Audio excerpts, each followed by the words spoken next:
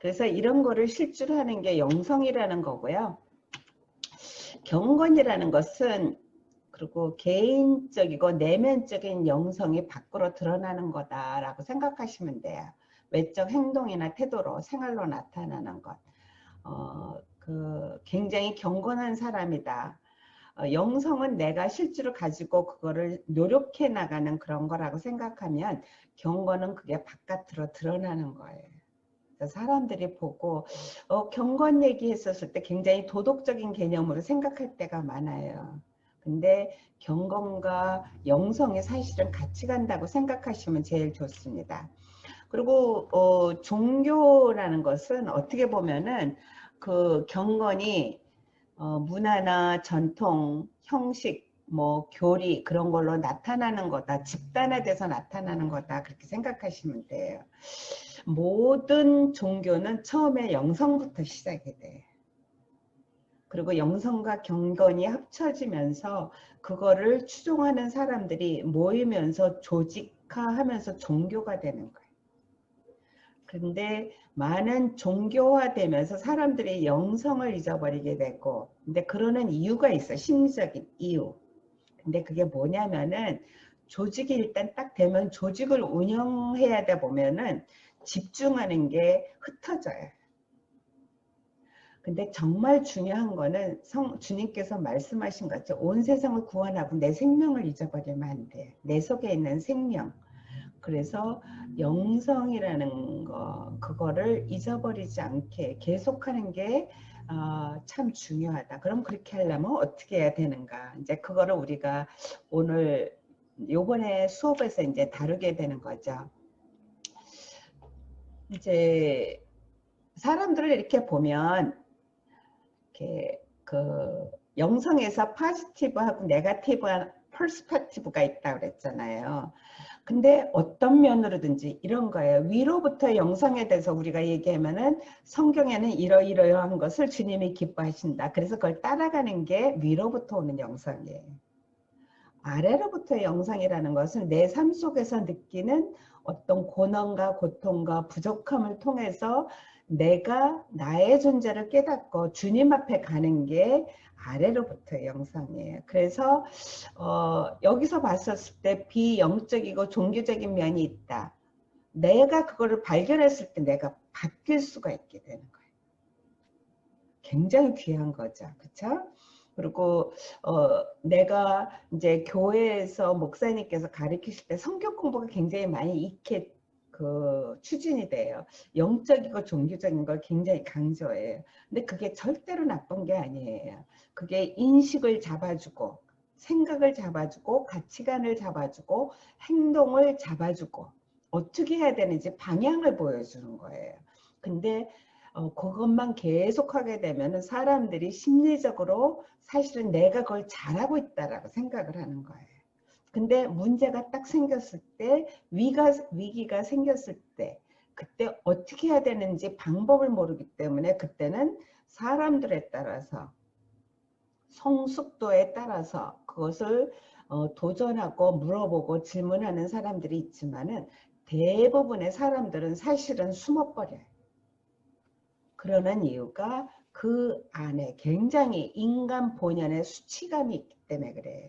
그래서 문제는 그렇게 되면서 더 성장할 수 있는 기회가 없어진다라는 거예요. 그래서 영성의 흐름을 계속 살펴보다 보면은 고난 속에서 영성을 발견하는 주님과 가까워지게 도와주는 게 있고, 그 다음에 사람의 감정이나 관계 속에서 그거를 발견하게 도와주는 그런 방법이 있고 그래요. 근데 공통점은 기도와 묵상과 그 다음에 삶 속에서 적용하는 거예요. 그리고 그게 내가 성장하면 성장할수록 굉장히 자유로워지고 수용적으로 돼요. 경직되지 않고. 그래서 그런 걸 실제로 어떻게 하는가. 그리고 다시 이제 제가 가끔 얘기하는 거예요. 내가 이렇게 가르친다고 해서 내가 다 됐다라는 게 아니에요. 사실은 계속 이제 옛날에 공부하셨던 분들이 깨달으실 거예요. 제가 공부를 가르칠 때 계속 바뀌어요. 내용이 한 번도 같은 적이 없어요. 그러는 이유는 내가 계속 깨닫는 게 달라지기 때문에. 그 얘기는 제가 성장하고 있다라는 얘기죠. 그래서 그런 측면에서 앞으로 또 어떻게 바뀔지 모르는데, 요번에 아래로부터의 영성은 여지껏 제가 깨닫고 발견하고 적용했던 거를 여러분이랑 나누는 거라고 생각하시면 되고요. 영성의 개념과 형태, 이제 그 교제, 태도, 능력, 인식, 동기, 원천, 그 다음에 행동, 헌신, 이렇게 생각해 보시면 돼요. 이거는 이제 제가 인터넷에서 다운받은 거예요. 여러분들한테 보내드릴게요. 그래서 여러분들의 삶 속에 실제로 내가 이런 거를 어떻게 하고 있나 적용해 보시면 좋아요. 아까 제가 했던 방법대로. 이게 내가 한 10개를 하고 있나, 아니면 5 미만인가. 그렇게 해서 5 미만이면은 훈련을 해야 되는 거죠. 내가 어떤 면에서 내가 도전을 해야 되는가, 그런 거를 오늘 카톡방에 제가 올려드리도록 하겠습니다. 우리 기독교적인 영상은 예수님을 닮는 삶이에요. 근데 이제 거기에는 내 자신과 이웃과 하나님과의 관계를 사실은 살펴보는 거예요. 주님께서 주님을 스스로 피곤하셨을 때는 돌보셨고, 시장하셨을 때는 잡수셨고, 또 관계도 맺으셨고, 엄마와의 관계, 돌보는 관계, 제자들을 돌보는 관계, 그런 걸 다 하셨어요. 그래서 돌봄이라는 거는 이제 돌봄과 섬김이 좀 차이가 있어요. 섬김은 종의 자세, 속으로 화가 나도 막 하는 게 섬김이에요. 상대편이 내가 마음에 안 들어도 하는 게 섬김이에요. 돌봄은 뭐냐면 거기 지식이 들어가요. 이해가 들어가요. 그래서 돌봄은 조금 더 성장되지 않으면 할 수가 없어요. 섬김은 내가 명령을 받았기 때문에 무조건 하는 거예요. 그래서 잘못하면은 이중적인 모습이 드러날 수가 있어요. 근데 돌봄은 엄마가 자식들을 돌보는 거랑 굉장히 비슷해요. 그래서 그 돌볼 때는 자식의 발달 단계를 생각하고, 욕구를 생각하고, 필요를 생각하고, 감정을 생각해서 돌봐주는 거예요. 그런 식으로 목사님이나 지도자가 교인들이나 아니면 내가 돌보는 사람을 돌보게 될 때 아주 그 사람들이 눈높이로 돌보는 거죠. 그렇게 되면 상대편이 성장할 수가 있게 돼요. 그리고 과거의 아픔이 치유가 될 수가 있습니다. 그게 새 사람으로 이제 새로운 피조물로 바뀔 수 있는, 그리고 새로운 시대가 도래하는, 그러니까 그러한 여러분들의 중간 매체, 축복의 통로가 된다라는 거예요. 근데 그거를 버팀목 사역이라고 해요. 돌봄 사역을. 무슨 얘기냐면은 버팀목은 나무가 약하고 어릴 때 잡아주는 거예요. 근데 그 버팀목은 조금도, 사실은 내가 이렇게 너를 버티고 있다 그렇게 자랑하는 게 아니에요. 그냥 썩어서 없어지는 거예요. 근데 내가 돌봐주는 대상이 잘 성장하는 것만으로 기쁘는 거예요. 근데 이게 주님 마음을 내가 모르면 할 수가 없어요. 이제 가끔 제가 얘기하는데, 돌봄 사역을 할 때 상대편이 여러분을 다 고마워할 거라고 생각하지 말라고 얘기를 해요. 자식들이 부모한테 가끔 덤비는 거랑 비슷하다고 생각하면 돼요. 우리가 자식은 안 버려요. 근데 교회에서 돌보는 사람들은 어떻게 저 인간이 저러지? 그러고 안 볼 수가 있어요. 근데 그때는 내가 그동안 돌봄 사역을 내 기분으로 했다라는 거예요. 주님의 마음을 내가 알게 될 때 사실은 기다려줄 수가 있는 거죠. 이해해주고. 그게 돌봄 사역이에요. 그리고 그 속에서 내가 어떻게 창조된 존재인지, 얼마나 귀한 존재인지를 사실은 깨닫게 돼. 이게 가장 큰 선물 같아요. 제가 주님 섬기면서 돌봄 사역하면서 깨닫게 된 가장 큰 축복이 이건 것 같아요.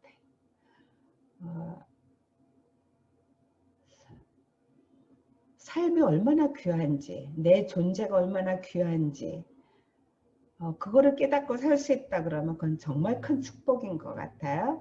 근데 여러분도 그걸 계속 느끼시게 될 겁니다. 계속 발견하게 돼요. 근데 그리고 그러다 보면은 하나님의 뜻을 내 삶 속에서 이루어가고 있는 나를 발견하게 돼요. 근데 이게 비대면 시기에서는 너무너무 중요한 거예요. 내 존재를 발견하고 하나님의 뜻을 이룬다. 이거는 소망을 이루어 나가는 거예요. 혼자서는 절대로 할 수가 없어요. 사람들이 비대면 시대에 들어가면은 교회가 없어질까 봐 자꾸 두려워해요. 근데 절대로 안 그렇습니다. 이제 가끔 이야기하는 거지만 모든 역사의 그 뒤에 계신 주님, 세상을 창조하시고 심판하시는 주님이 계시다라는 걸 믿으면 지금 생기는 모든 일도 주님 손 안에 있는 거예요. 근데 그 속에서 사실은 주님께서 주님의 뜻을 이루어가는데 어느 때보다도 개인이 소중한 시대로 들어가고 있습니다. 만약에 교인들이 교회에 돌아오지 않는다면은 그 이야기는 뭐냐면 그만큼 보고 싶은 사람이 없다라는 얘기예요. 그만큼 보고 싶은 사람이 없다라는 얘기는 그만큼 교회에서 사실은 이 사람들 돌봄 사역을 잘 못했다라는 거예요. 그리고 내가 섬김 사역만 하잖아요. 도움이 끝나면은 자기네들 혼자 쓸 수 있으면 다 떠나게 돼 있어요. 그래서 돌봄과 섬김 사역을 통해서 사실은 관계를 맺고 이 사람들이 주님과 관계를 깊게 해주고 그리고 그 사람들의 삶을 발견하고 존중하는 그러한 삶을 살게 됐을 때 그 사람들이 반드시 여러분들이 꿈꾸는 꿈을 같이 꾸게 된다는 거예요. 그래서 그거를 생각해 보시고요. 하나님의 나라가 실제로 내 삶에 일어나는가 안 일어나는가. 성령의 열매는 사실은 내가 성령님이 함께 하면은 내가 체험하는 거예요. 근데 이거를 아주 간단하게 확 바꿔버리면은 의와 희락과 평강이에요. 제가 보니까. 그러니까 뭐냐면 의는 다른 사람과의 내가 관계 속에서 누리는 거예요. 근데 이거는 힘 있는 사람이 늘 누리는 거예요. 힘이 없을 때 의를 회복하는 방법은 empowerment라고 그래요. 그거는 조금 또 다른 문제예요. 근데 의는 여러분들이 돌봄 사역자로서 사람들을 세워주고 그리고 여러분들의 가지고 있는 권위를 나눠주고 존엄성을 나눠주는 거라고 생각하시면 되고요. 희락이라는 건 관계 속에서 오는 거예요. 혼자 있는 게 좋다라는 사람들이 있어요. 사실은 그걸 합리화하는 거지 혼자 있는 거 정말 좋아하는 사람이 이 세상에 한 명도 없어요. 제가 상담을 하면서 발견한 게 뭐냐면은 무서움, 두려움 때문에 피하는 거지 사람 한 명 한 명 알아가면서 사람들 삶이 점점 더 깊어져요. 그래서 관계 속에서 오는 그 다음에 성취 속에서 오는 즐거움 그런 거예요. 그리고 평강이라는 건 내가 하나님 관계 속에서 누리는 거예요.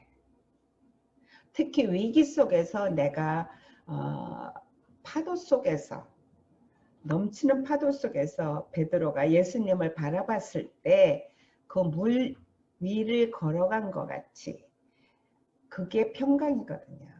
파도 치는 속에서 예수님께서 주무신 것 같은 거 그게 평강인 거거든요. 확실한 확신이 있었을 때 관계가 있었을 때 주님이 나랑 동행한다라는 게 확신이 있다면 평강을 안 누릴 수가 없어요. 그래서 여러분이 지금 생각해 봐셔야 되는 것도 이것도 똑같아요. 10으로 생각해서 내가 얼마나 누리고 있나. 만약에 내가 희락이 없다. 많은 분들이 사실은 기독교인들이 희락이 없어요. 이제 평강이 없으신 분들 요새 많지만은 그러는 이유가 사실은 관계 속에서 약간의 아니면 정도 차이가 있지만은 문제가 있다라는 거예요. 그래서 그런 거를 여러분이 살펴보셔야 되고요. 그 영성 훈련에 뭐 7가지 열쇠 해가지고 이제 그런 게 있어요. 근데 제가 이분 거를 쭉 읽어보면서 깨달은 것 중에 하나가 이분이 안 하신 게 창조성이에요. 그래서 창조성을 제가 밑에 넣었어요. 서렌더하고 맡기는 거, 그 다음에 주님한테 이거는 신뢰를 바탕으로 해서밖에 될 수가 없어요. 그 다음에 현실을 수용하는 거. 비대면 시대에 들어갔다? 그거 수용해야 돼요. 그걸 피할 수 없어요. 그 다음에 그 속에서 내가 어떤지, 나의 모습이 어떤지 고백하고, 그 다음에 소유권, 이거는 나의 소유가 정말 내 것인지 하나님의 것인지 고백해야 되는 거예요. 근데 이거를 무조건 다 주님 거다라고 하는 거는 사실은 합당하지가 않아요. 우리가 성경에서 계속 보면 주님께서 주신 복을 누리는 것 같이 좋은 게 없다라고 사실은 쓰여 있거든요. 그리고 주님한테 바치는 게 이제 10의 1이다, 이제 11조 그 개념도 있고, 그리고 내가 감사할 때 바치는 거 있고, 화목자로 바치는 거 있고, 뭐 다 다른 것 같아요. 많이 바치면 바칠수록 좋은 거죠. 주님 일에. 근데 그게 그렇게 해라, 그렇게 해서 복 받는다로 돼서는 안 된다라는 거예요.